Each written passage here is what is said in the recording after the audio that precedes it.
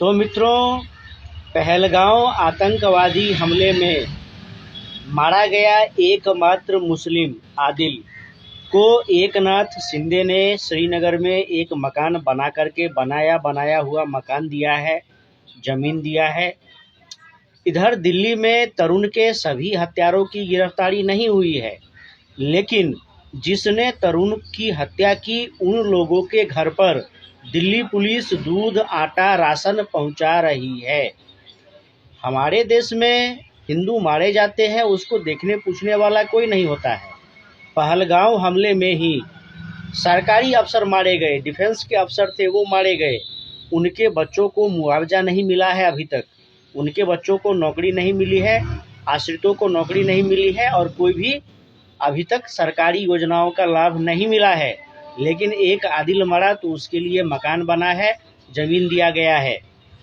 तरुण के हत्यारों को दिल्ली पुलिस राशन पहुंचा रही है उसके घर पर। एक बनावटी माहौल बना दिया जाता है। हमारे देश में तो षड्यंत्र चलता है। पहले तो हिंदुओं पर पत्थरबाजी करो, हमले करो, जान से मार दो। उसके बाद जब कार्रवाई होती है तो एकदम से हल्ला मचा दो कि इस देश में तो मुसलमानों के प्रति नफरत फैलाया जा रहा है, मुसलमान पर जुर्म हो रहा है। तो यह जो षड्यंत्र है कि जो वास्तव में हत्यारा होता है उसको अच्छा साबित कर दिया जाता है और जिस पर जोर जुल्म होता है, जिसको मारा जाता है, उसी को अपराधी घोषित कर दिया जाता है। सिक्योरिटी मिलना चाहिए तरुण के पिताजी को, जिनको रोज धमकी मिलता है कि केस वापस ले लो, नहीं तो बेटे को मारा है तुमको भी मार देंगे। तो तरुण के पिताजी को, तरुण के घर परिवार को कोई सुरक्षा नहीं है, कोई सुविधा, कोई व्यवस्था नहीं है। लेकिन तरुण को जिसने मारा उसके घर पर पुलिस फोर्स लगी हुई है और सब दूध, राशन उसके नौकर चाकर बने हुए हैं इस देश में। तो यह बहुत विचित्र बात है, बहुत विचित्र बात है कि अपने आप को हिंदू हितैषी कहने वाले सरकारें भी, नेता भी घुमा फिरा करके जिहादियों को ही तुष्टीकरण करने में लग जाते हैं और उनके हितों की चिंता करने लगते हैं और हिंदू को साइड लाइन कर देते हैं। फिर जब वोट लेने की बारी आती है तो बहुत बड़े हिंदू हृदय सम्राट बन करके आ जाते हैं, 2-4 मंदिर का नाराबाजी करवा लेते हैं हिंदुओं से और बस हो गया। तो इससे काम चलने वाला नहीं है। हिंदू ही मार खाते हैं, हिंदू ही मरते हैं, कटते हैं, लूटते हैं, पीटते हैं, बाद में बदनाम हिंदू ही होता है। ऐसा बिल्कुल नहीं होना चाहिए। यह दोहरा रवैया हमारे देश में नहीं होना चाहिए।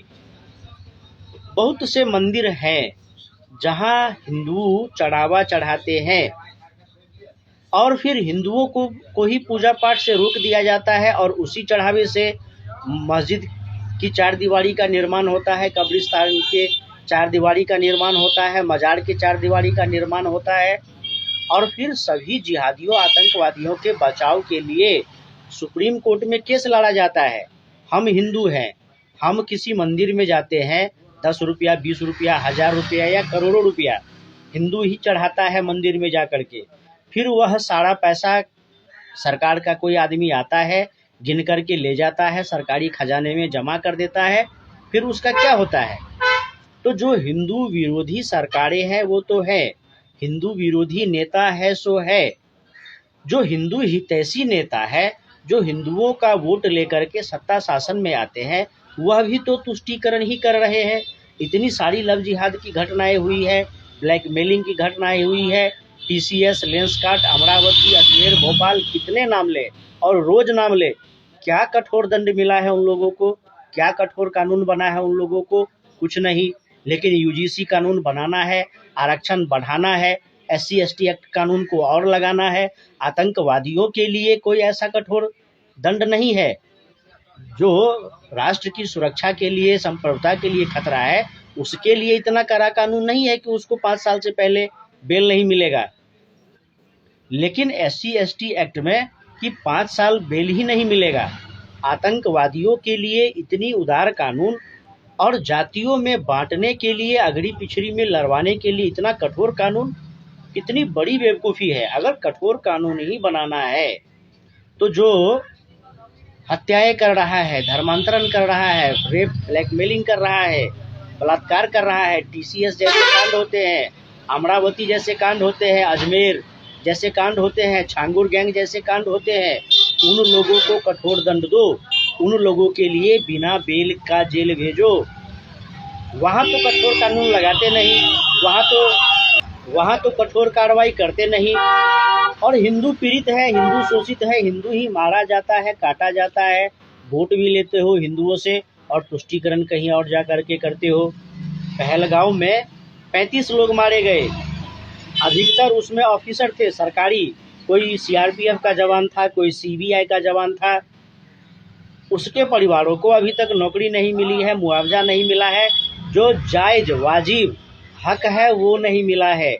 लेकिन गजब की तुष्टीकरण करते हो। एक मात्र मुसलमान आदिल मरा, उसके लिए तुम मकान बनवा रहे हो।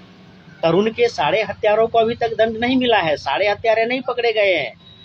लेकिन जिसने हत्या की उसके घर पर सिक्योरिटी फोर्स लगा हुआ। अरे भाई, उसको सिक्योरिटी क्या आवश्यकता थी? जिहादियों आतंकवादियों को सिक्योरिटी की क्या आवश्यकता है? कहीं देखे हो मुहर्रम में सिक्योरिटी की व्यवस्था, किसी मस्जिद पर सिक्योरिटी की व्यवस्था, किसी मजार दरगाह पर सिक्योरिटी की व्यवस्था? लेकिन जाकर के देखो, केदारनाथ, बद्रीनाथ, वैष्णो देवी मंदिर सब सेना और सीआरपीएफ के जवानों के सिक्योरिटी में है। अयोध्या मंदिर में तो तुम अत्याधुनिक बंदूक लेकर के वहाँ पर जवानों को खड़ा किए हो। इतनी खतरा है मंदिरों को, हिंदुओं को। तो जहाँ जो करना चाहिए वहाँ कर नहीं रहे हो और ढकोसला दे रहे हो, हिंदूवादी सरकार, हिंदूवादी सरकार।